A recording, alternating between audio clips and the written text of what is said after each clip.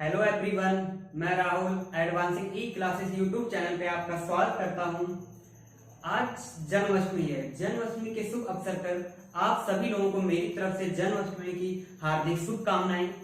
आप लोग घरों में होंगे, सुरक्षित होंगे, स्वस्थ होंगे। इस महामारी से हमको आशा करता हूं कि भगवान जल्दी से छुटकारा प्राप्त करवाए और बचाए। आप लोग घरों में अच्छी तरीके से रहें। जब जरूरत पड़े तभी घर से बाहर निकलें, जितनी आवश्यकता हो तभी बाहर निकलें। एक चीज मैंने देखा है कि इस समय सबसे ज्यादा एक वर्ड ट्रेंड पे चल रहा है, आप सभी लोग जानते होंगे, जिसका नाम है विनोद।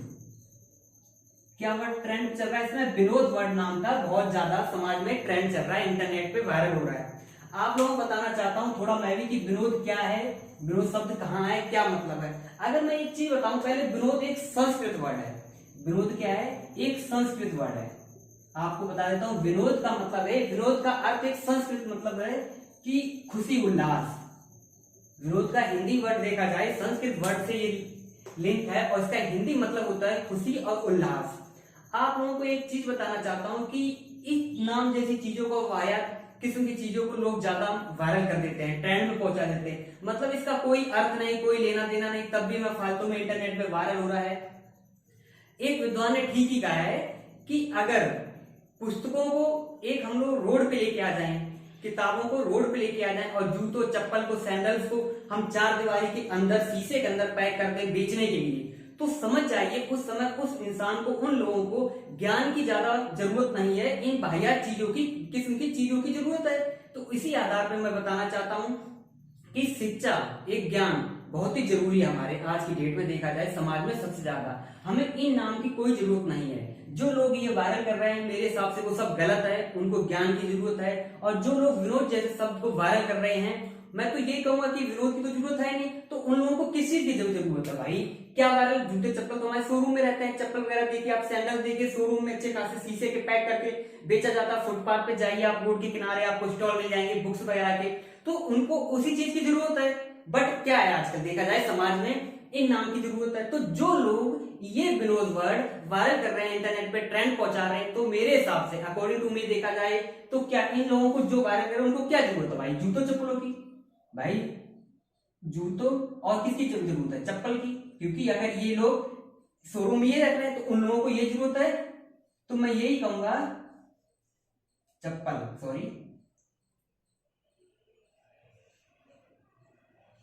जिन लोगों को इन चीजों की जरूरत है, जूता चप्पल की, हिंदी थोड़ा कमजोर है, जिन चीजों की जूता चप्पल की जरूरत है, मतलब विनोद नाम की जरूरत है, उनको क्या जरूरत है भाई? जूता चप्पल की। तो आगे तो आप लोग समझदार हो मैं क्या कहना चाहता हूँ। एक चीज और आपको बताना चाहता हूँ, इस महामारी में सबसे ज्यादा अगर प्रॉब्लम फेस कर रहे हैं तो हमारे स्टूडेंट वगैरह, जो छोटे बच्चे हैं, क्लास 6 से लेकर 12th वाले हैं, कॉलेजेस के स्टूडेंट हैं, कोचिंग के स्टूडेंट हैं, क्लास 6 to 12, सबसे ज्यादा बच्चे, ये ज्यादा प्रभाव इन पे ज्यादा से ज्यादा पड़ा, क्योंकि हमारा एजुकेशन सिस्टम इस समय बिल्कुल बंद पड़ा है।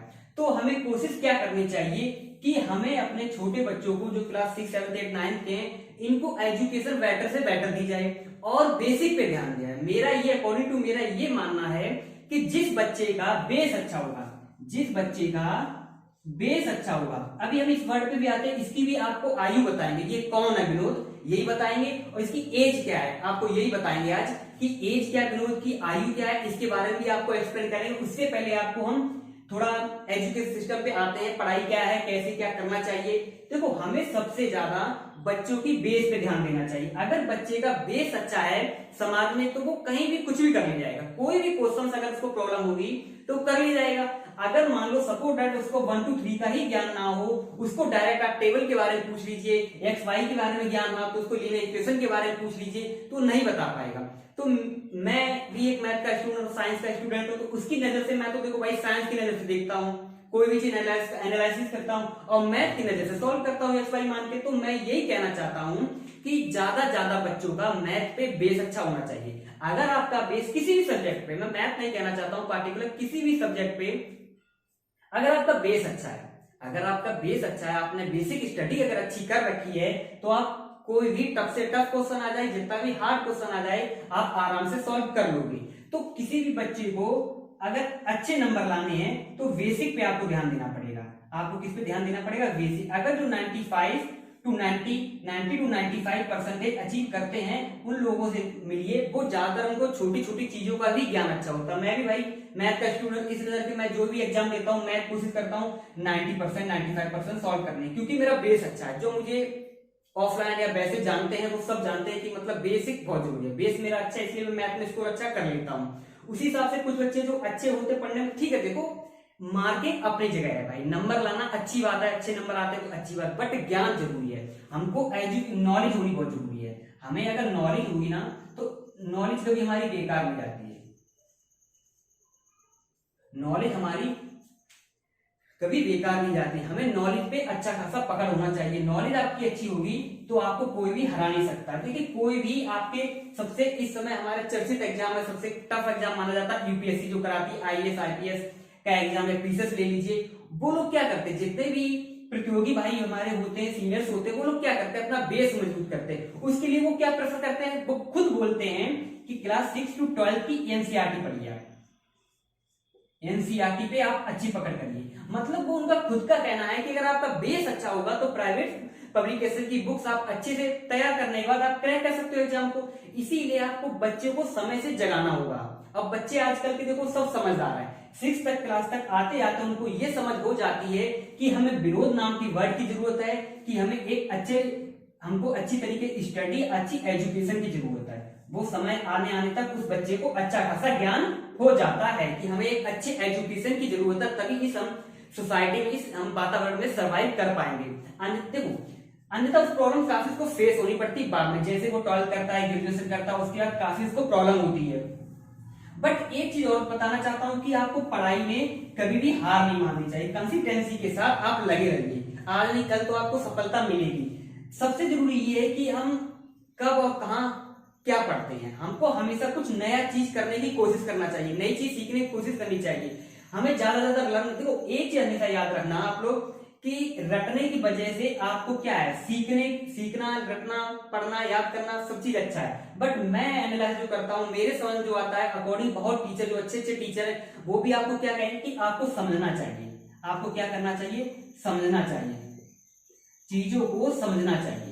अगर आप चीजों को समझ गए तो आपको याद करने की जरूरत नहीं पड़ेगी, अपने आप याद हो जाएगा, क्योंकि आपको उस चीज के बारे में पता है। आपको देखो आपका ये क्या है, ये आपका घर है बच्चों, ये आपका स्कूल है, ये आपका क्या है, स्कूल है। तो आप बताइए एक बार अगर स्कूल जाते हो तो डेली आप उसी रास्ते जाते हो, क्योंकि आपको समझ है कि ये रास्ता ऐसे जाएगा, ऐसे जाएगा, ऐसे जाएगा, ऐसे जाएगा। अगर आप याद करोगे कि यहाँ एक वृक्ष खड़ा है, यहाँ एक शॉप है, यहाँ ये, तो शायद कभी मिस्टेक हो सकती है आपसे। अगर आपने समझ के याद किया है तो कभी भी आपको मिस्टेक नहीं होगी। तो जितने भी एकेडमी लेवल के बच्चे मेरे से पढ़ते हैं, जो ऑफलाइन में पढ़ते हैं, उनको मैं यही बताता हूँ। ऑफलाइन जितने ही बच्चे हैं सब शुरुआत से वो यहाँ पे थे, आज उनको उस लेवल तक मैंने पहुंचाया कि वो यहाँ पहुंच गए, मतलब उन्होंने अपनी बेसिक स्टडी को अच्छा किया। अब क्या है कि जब आप इतना समझ जाते हो तो आपको कभी भी प्रॉब्लम नहीं आएगी। तो इसलिए मैं जोर देता हूं कि बेसिक चीजें बच्चों को आनी चाहिए, बेसिक से बेसिक चीजें। मतलब टीचर आजकल क्या करते हैं, स्कूल लेवल पे देखिए आप, स्कूल लेवल पे क्या होता है, सबसे ज्यादा हमने देखा है, हम भी पढ़े स्कूल लेवल पे, टीचर सिलेबस करवाता जल्दी, किस पे भागता है, सिलेबस पे ज्यादा भागता है कि सिलेबस पूरा कराओ।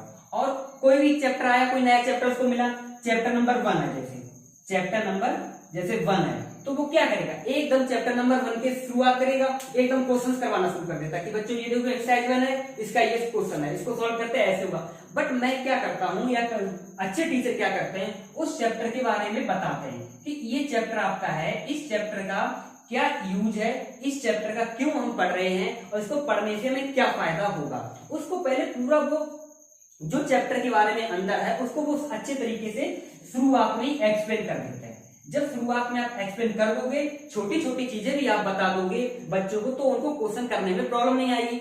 और बच्चों को ज्यादा से ज्यादा एग्जाम्पल कराने की कोशिश करें। और बच्चे जितने भी हैं, जो मैं ऑफलाइन जहां पढ़ाता हूँ अपने यहाँ, ऑफलाइन जितने भी बच्चे मुझसे पढ़ते हैं उनको भली बात ही पता होगा, वो जानते हैं, या जो मुझे अच्छी तरीके से जानते हैं बाय फेस, वो जानते हैं कि आप क्या करिए, प्रैक्टिस करिए, प्रैक्टिस पे ज्यादा ध्यान दीजिए और प्रैक्टिस के साथ एग्जाम्पल कहीं भी हो वो लगाने की कोशिश करिए पहली बार। और आपकी छोटी छोटी बेस पे बहुत ध्यान दीजिए। आपका अगर बेस अच्छा है तो मैं सबसे कहूंगा ये कि आप छोटी छोटी चीजें सीखने की कोशिश करिए, कभी भी मिस्टेक आपसे नहीं होगी। आप कोई भी एग्जाम में बैठोगे 90 to 95% आप आराम से ले आओगे अगर बेस अच्छा है, क्योंकि तो ट्रिक शॉर्ट ट्रिक कुछ नहीं चलती है। आप बड़े बड़े एग्जाम देखिए, जैसे एसएससी सीजन वगैरह हुआ जो देते हैं, रेलवे वगैरह देते हैं, बैंक वगैरह, वो लोग ट्रिक पे बढ़ते हैं। तो आप हमेशा याद रखना ट्रिक के दम पे आप 70% ही पेपर सॉल्व कर पाओगे। अगर आपकी अच्छी पकड़ मैथ में है तो 70% मैथ या साइंस में 70% कर पाओगे। बट अगर आपकी बेसिक अच्छा है स्टडी, अगर आपको छोटी छोटी चीजों के बारे में भी पता है तो आप अच्छे से पूरा पेपर करने की क्षमता रखते हो। तो इसलिए आप छोटी छोटी चीजों को भी सीखने की कोशिश करिए।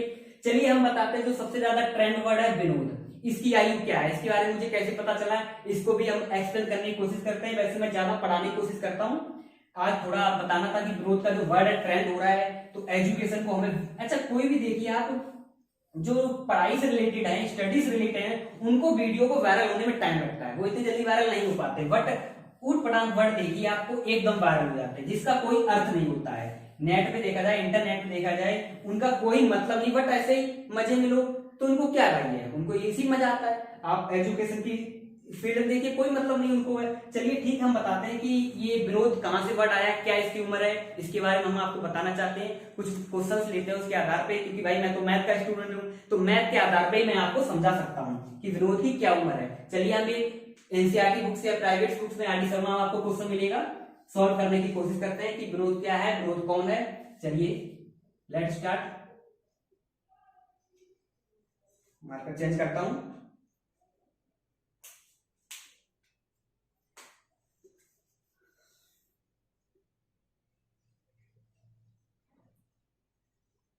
Vinod is the son of Hari, Vinod is sun of Hari. Vinod, अब हिंदी में बोल देता हूं, इंग्लिश में लिखूंगा, हिंदी में आपको बोल के दिखाऊंगा कि जो बच्चे अगर हिंदी में समझना चाहते हैं या लिखना चाहते हैं लिख सकते हैं। विनोद हरि का पुत्र है and there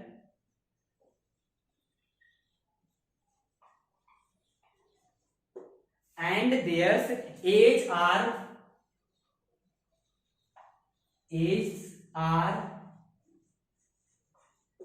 in the ratio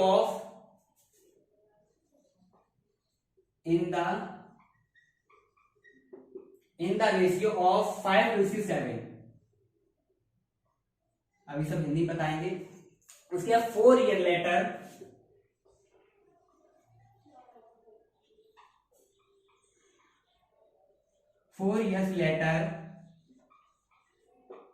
4 साल बाद, 4 years later, the sum of their ages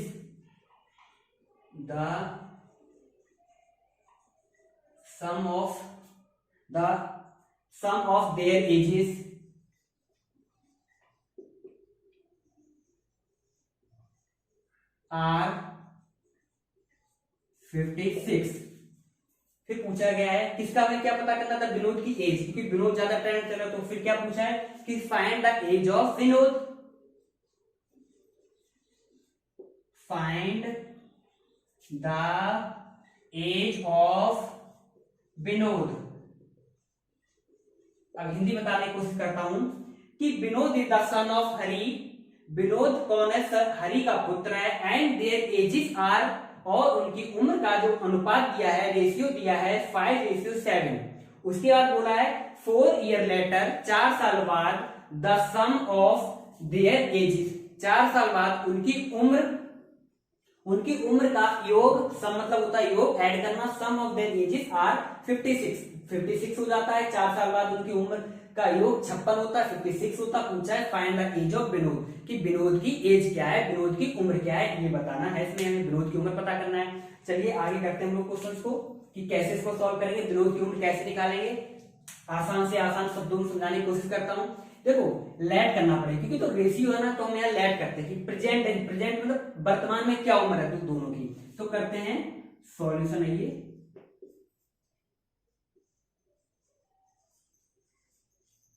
present age of Vinod and Hari, and present age of Vinod and Hari v ratio में है तो x मानेंगे, रेशियो हटता है कोई कांस्टेंट वैल्यू आती है। जब रेशियो के बारे में आप लोगों को बताएंगे तो बताएंगे रेशियो हटने में कांस्टेंट वैल्यू क्यों आती है। तो कांस्टेंट वैल्यू आएगी तो हमको ये कांस्टेंट वैल्यू मान लेते हैं x। तो मान लिया कि 5x एंड 7x ये इनकी प्रेजेंट एज है। अब बोला क्या क्वेश्चन के अकॉर्डिंग देखिए 4 ईयर लेटर 4 साल बाद उनकी उम्र का योग 56 ईयर होता है। 56 ईयर मान लीजिए आप, 56 ईयर 56 ईयर हो जाता है तो उनकी प्रेजेंट एज पता करनी थी किसकी, विनोद की हमको। तो देखिए present age of Vinod and Hari 5x 7x। उसके बाद क्या करना है हमको, अकॉर्डिंग टू क्वेश्चन देखिए। तो क्वेश्चन के आधार पर देखिए क्या कह रहा है अकॉर्डिंग टू क्वेश्चन। अच्छा 4 साल बाद और कुछ दिया था, Vinod the find sum of their ages are in the ratio 4 year later. हाँ ये दिया 4 ईयर लेटर 4 साल बाद होगा। तो देखिए अभी इतना है 5x 7x। अभी मान लो कोई इंसान 7 साल का, उसमें 4 साल बाद मतलब 4 साल ऐड करने हैं तो 11 ईयर का होगा। वैसे इसमें लिखते हैं कि 4 ईयर लेटर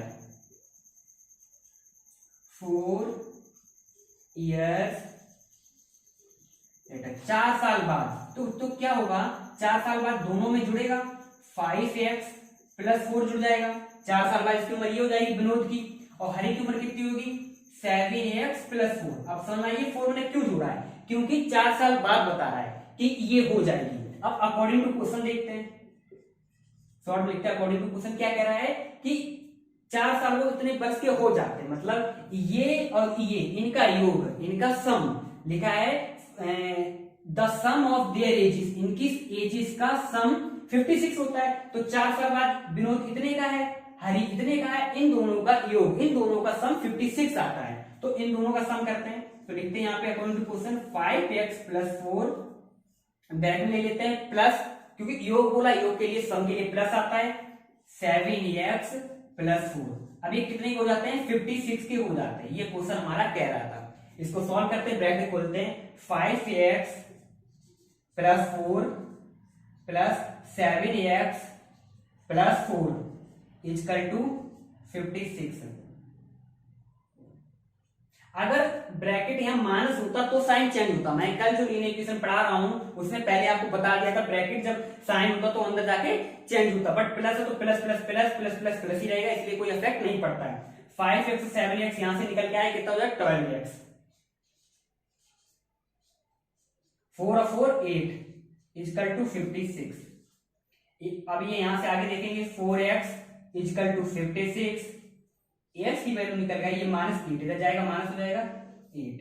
अब ये निकल जाएगा 56 में 8 जाएंगे 48 बचेगा, ये 12x चल ही रहा है। तो यहाँ से x की वैल्यू क्या निकल आएगी 48 / 12। तो ये 12 4 जा 48, 12 चौक 48, 48 आया। तो x की वैल्यू हमारी क्या निकल के आई 4।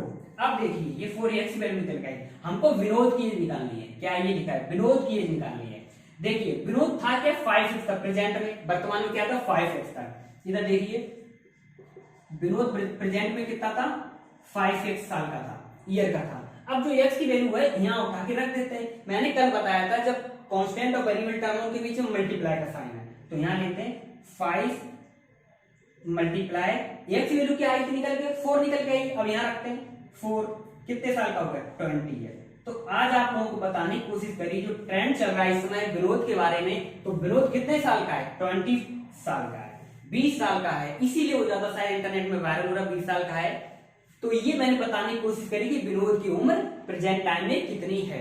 एक क्वेश्चन और लेते हैं, आप लोगों को बताते हैं कि विनोद पहले क्या था, थोड़ा एक ये आपको समझाने की कोशिश करी। नेक्स्ट क्वेश्चन में और समझाना चाहता हूं कि विनोद कौन है क्या है, ये क्वेश्चन और इसी के आधार पर लेते हैं।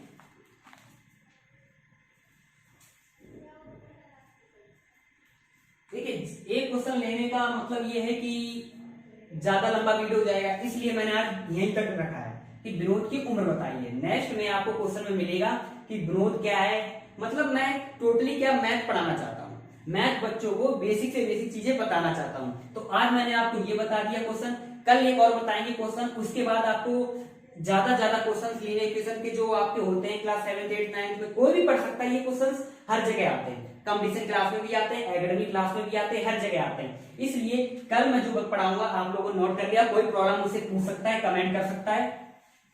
आगे देखिए क्या कल जो क्वेश्चन मिलेंगे लीनियर इक्वेशन में, आपको ट्रेंड्स उससे रिलेटेड मिलेंगे, किसे बोट वाले स्ट्रीम से रिलेटेड मिलेंगे। और किससे मिलेंगे? एरिया से रिलेटेड। इस प्रकार और क्वेश्चन मिलेंगे। आप हम लोग आगे करते हैं, तब तक के लिए यहीं पे ये वीडियो समाप्त करते हैं।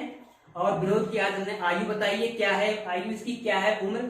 ठीक है, मिलते हैं आप लोगों को नेक्स्ट वीडियो में। तब तक के लिए थैंक यू, जय हिंद।